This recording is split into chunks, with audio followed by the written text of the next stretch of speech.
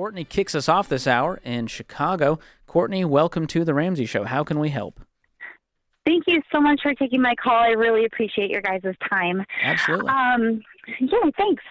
Okay, so I have been divorced for about 6 years. I'm 39, almost 40, and my boyfriend and I have been talking about getting married. What makes me nervous is I'm in a much better situation financially than he is, and I have a lot of questions on prenups.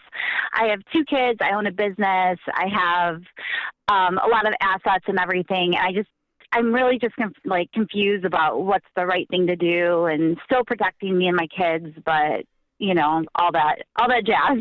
Understandable. So tell us about your financial situation. What are your assets, your net worth, and your income? Sure. Compared to his? Okay. Yeah. So I say take home about $150,000 a year. I have no debt. I have 2 vehicles that I own. I have about $100,000 in my savings account, about $400,000 in various retirement accounts. I have 2 kids, and then my boyfriend is also debt-free except for his mortgage, which only has about $100,000 left on it. He makes about $60,000 a year as a restaurant manager, general manager.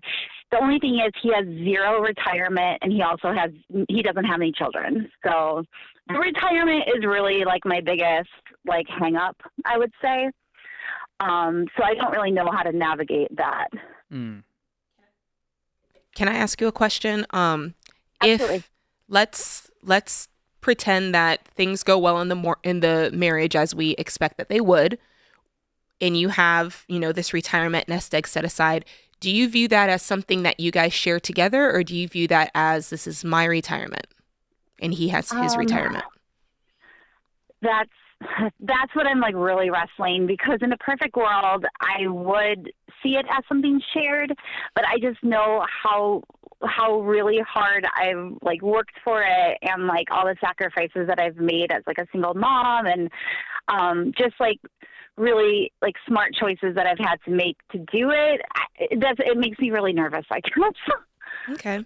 I could see how that would make you nervous, but I do think that there's it's unfair, I think, to go into a marriage where you're saying, we're going to be one, but I worked really hard for what I have. And so I think that I should be able to have that over here. I think if the tables were turned, that might be a little bit off-putting for you. I totally understand that. I think what makes me nervous is he has 0 retirement. Being in the restaurant industry, he's never been at a place where they offer any kind of investment, 401k or anything. And he's 40 years old too. So is he against contributing to a Roth IRA on his own when I keep suggesting that and encouraging that, but he just never seems to get there, if that makes any sense. I even gave him my financial planner's information, and it just, I don't know. He always says they play phone tag. I'm not sure, but he says he is. So there's some things you guys agree on about money. You both agree debt is bad because neither of you have debt. Yes. But yeah, we both own 2 cars straight out. He's very frugal with his money. He's not an overspender. That I do admire, and that's great. It's really the retirement thing that's really a hang up for me. What would be the long-term plan? Let's say you guys get married 22 years from now, you guys decide to retire. What happens then? That's what I keep asking. And I feel like his parents never taught him anything with that, even though they're retired, and his dad had worked for a union. So that's how he, that was his retirement thing.